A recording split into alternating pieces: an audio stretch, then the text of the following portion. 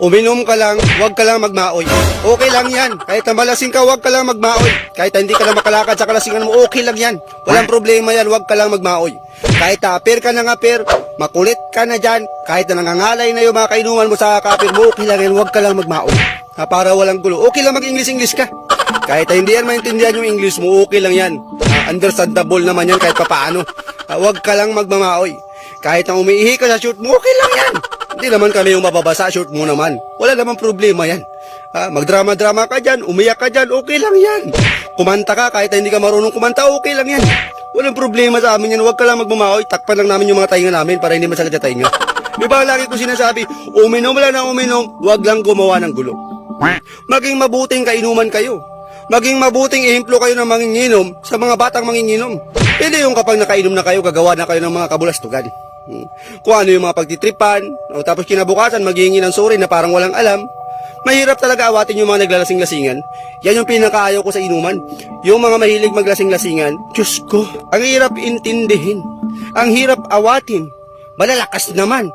Yung mga lasing sa amin talagang tulog na. Suka na suka. Hindi na makasalita. Hindi na maintindihan. Lupay-pay na, yun yung mga lasing sa amin. Hinatid na lang namin. Pero itong gumagaslaw-gaslaw pa, malakas pa, nakakabuhat pa ng water dispenser Maniwala ba kayo na lasing yan? Tapos nakakalimutan niya yung mga ginagawa niya. Naglalasing-lasingan lang yan. Agaw atensyon yan. Ang sinasabi ko lagi, maging mabuting manginginom tayo. Dahil pangit na tayo sa paningin nila, dahil gabi-gabi tayo lasing. Umaga pa lang lasing na maging mabuti tayo, wag tayong gumawa ng gulo. Okay lang kung uminom tayo, wala lang tayo mapirwisyo, okay lang yan. Walang problema yan. Pera naman natin ginagastos natin, pero wag lang tayong gumawa ng gulo. Yun na yung mahirap. Manginginom ka na nga, basta gulero ka pa, hindi ka napasok sa mga standard na manginginom. Magkwento ka lang na magkwento, okay lang yan. Ubusin mo lahat ng kwento mo dyan sa inuman kahit na wala nakikinig sa'yo, basta wag ka lang gagawa ng gulo.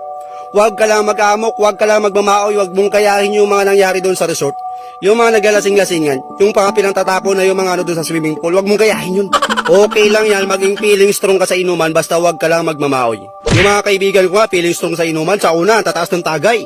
Nung tumagal na, paunti ng paunti. Tapos nung tumagal na, ayaw nang tumagay. Kasi nga, lasing na. Pero okay lang yun. Wala naman problema yun. Hindi naman nagmamao yun Mayabang lang talaga. Pero okay lang yun. Wala naman tinatapakan tao, mayabang lang talaga. Wag lang gagawa ng gulo. Wag lang magmamaoy. Ang sinasabi ko lagi, uminom lang kayo ng bahala kayo sa buhay nyo, ubusin nyo lahat ng alak, basta wag lang kayo magmamaoy kasi perwisyo na yun. Pag perwisyo ka na kaibigan, hindi ka na maganda tingnan. Pangit na nakakasira na damay na kaming mga lasinggirom niyan sa ginagawa mo. Damay-damay na lahat, kisyo, kapag na-epektuhan ng alak, hindi na matino.